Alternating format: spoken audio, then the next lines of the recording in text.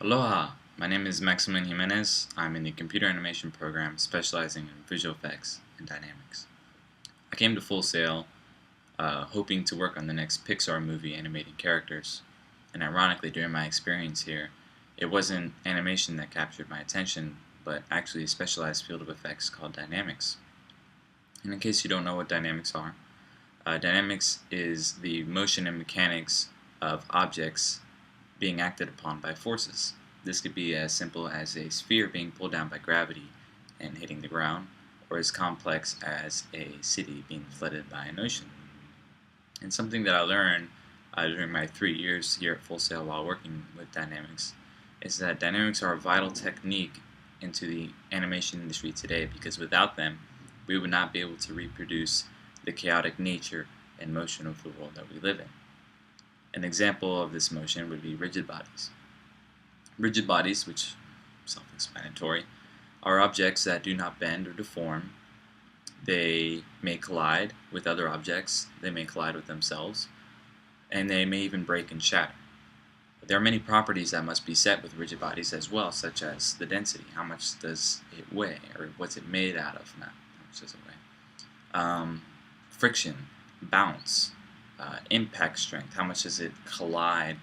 What kind of strength does it collide with? Does it stick to other objects?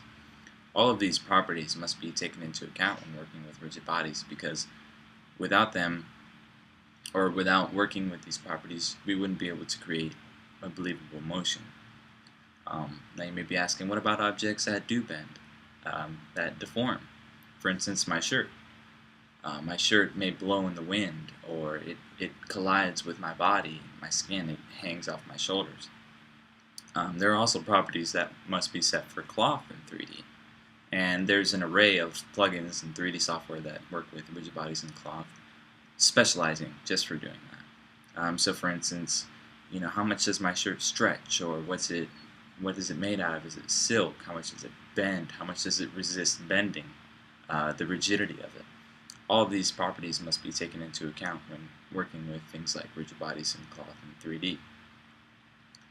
One of my more favorite types of simulation is fluid simulation.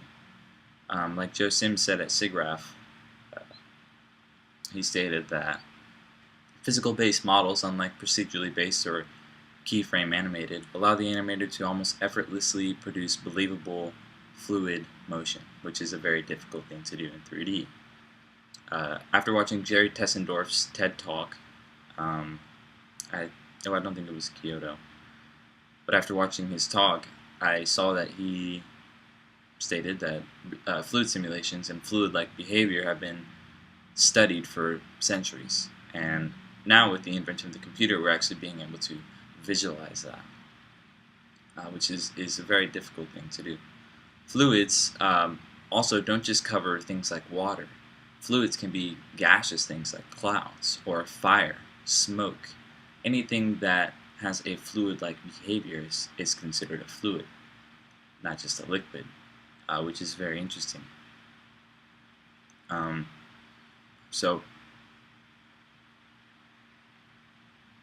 in conclusion, dynamics are essential to the 3D pipeline, because without them, things wouldn't be able to be created in such a believable manner. Things like a fluid simulation can't be keyframe animated. They can't be based procedurally. Breaking things in the chaotic way that they spin and fly off, or shatter and fall down, none of that could be done piece by piece. Therefore, it has to be done with dynamics. And that's why dynamics are an essential part, because they help us to recreate the chaotic nature of the world that we live in. And that is the magic that you see behind the screen. That is what goes on. And visual effects are almost transparent now, because you see the effects, but you don't even realize that they're there. And that is the beauty of it. Thank you for watching. Hope that you enjoyed, and goodbye from Oahu. Mahalo.